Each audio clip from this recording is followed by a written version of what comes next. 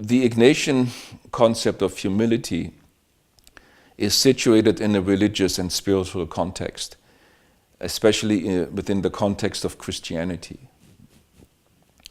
So Ignatius thought that there are basically three ways or modes of humility.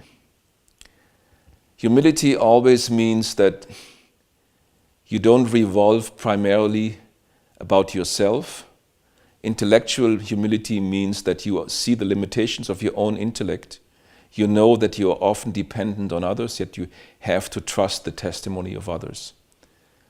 So the first degree of humility is that you acknowledge the authority of Scripture, of the teachings of Christ, the 10 Commandments, and you follow them. That takes a certain humility because you accept that Jesus knows more about what it means to live fully human than you know. You have to trust His guidance. And if you trust the guidance, at least roughly by following the commandments, that shows a certain form of humility.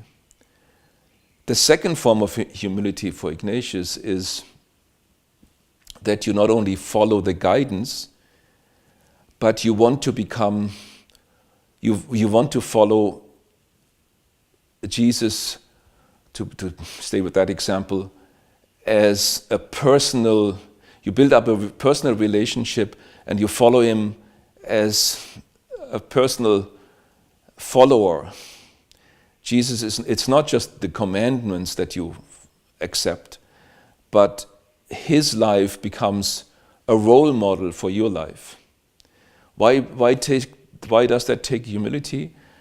Well, it takes humility because just the acceptance that another human being is the role model for my own life takes a certain form of humility, because I acknowledge that I by myself need the guidance and inspiration of a role model.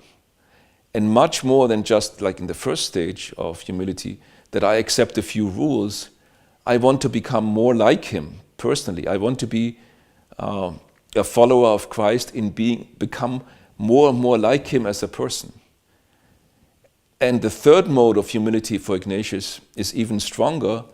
He picks certain aspects of the life of Christ.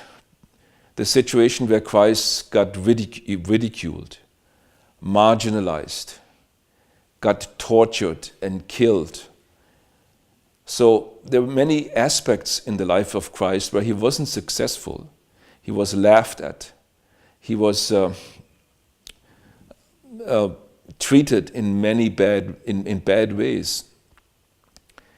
And if you pick exactly that aspect of Christ's life and you ask God, that's what I want to experience. I not only want to become like Christ, but I want to become especially like the humbled Christ, like the ridiculed Christ. And that's in one way a very powerful idea, because that leads you towards a deep compassion to the poor and the marginalized. So you're going to leave your privileged position in life. Maybe you're a bourgeois, someone of the middle class, well-established connections and good income. And if you want to follow the humble Christ, you will move closer to the poor, you will move closer to the marginalized. And you want to experience poverty and marginalization yourself. It's a very powerful strain, a very powerful force in Christianity. But there's also a danger in that third form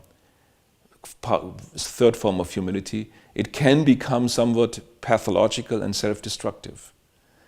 And there's a very thin line between